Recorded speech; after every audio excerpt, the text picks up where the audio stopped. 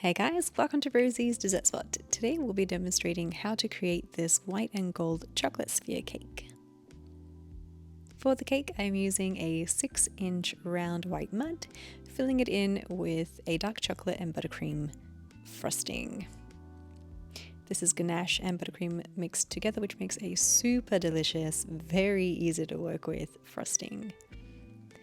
I tend to bake 2 cakes and then I cut them in half and stack them all together. My cake tins are usually about 3 inches high, so we end up getting a nice tall cake. Take your spatula and then use whatever frosting is on the outside to cover your cake completely. You can dig into that bowl of frosting if you need to grab some extra buttercream. Smooth it out with your frosting scraper and then drag that top lip towards the middle of the cake. When you're happy with the finish, pop it into the fridge to set for a good 20 minutes. The final layer of frosting is going to be white, so this is just good old regular buttercream with vegetable shortening. I like to start at the top, flatten it out, and then create a nice thick layer on the outside.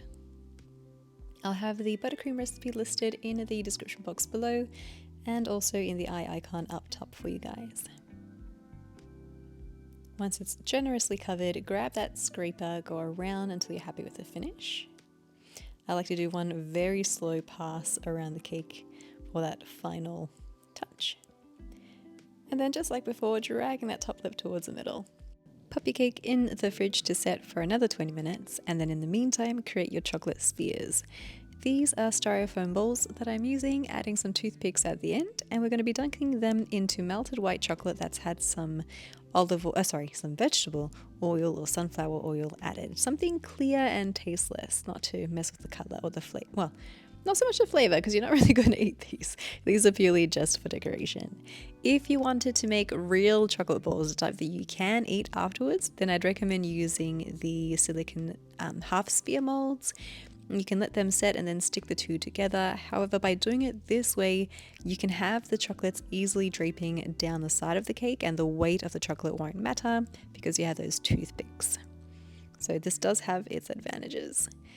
I colored half in white and half in yellow just by adding some yellow gel food color. That's another reason why we added that oil so it doesn't seize.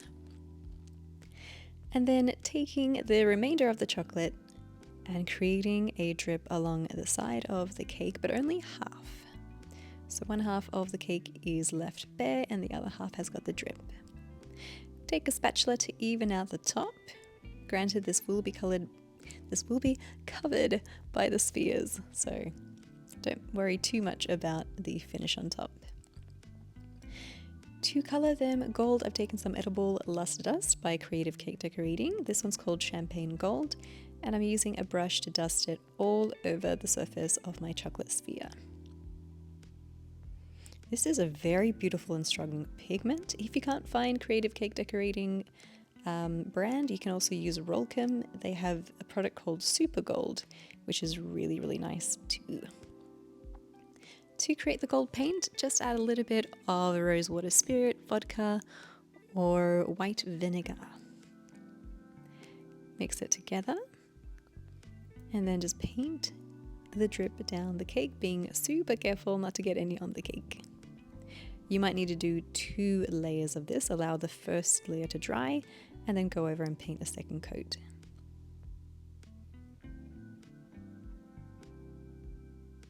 I like to use a small skinny brush for maximum control.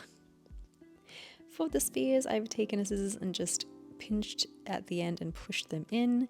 I soon gave up on this and just used my hand, but try to make sure that a clean section of your hand is pushing in the white spheres. If you have any gold on your fingers, it will transfer to your perfectly pale spheres. Add them about 1/3 of the way down, and then on the opposite side towards the bottom, just adding a couple there as well. This creates a very cute natural frame right in the middle of the two. So if you wanted to add like a cross, if it's for a communion, or if you wanted to add someone's name in there, the middle of the front of the cake would be the perfect place to do so.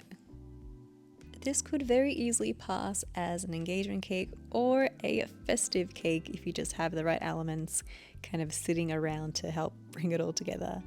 I hope you guys enjoyed this cake decorating tutorial and give it a go. If you do, hashtag Rosie's Dessert Spot so I can check out your awesome creation. Thank you for watching, and we'll see you again in the next one.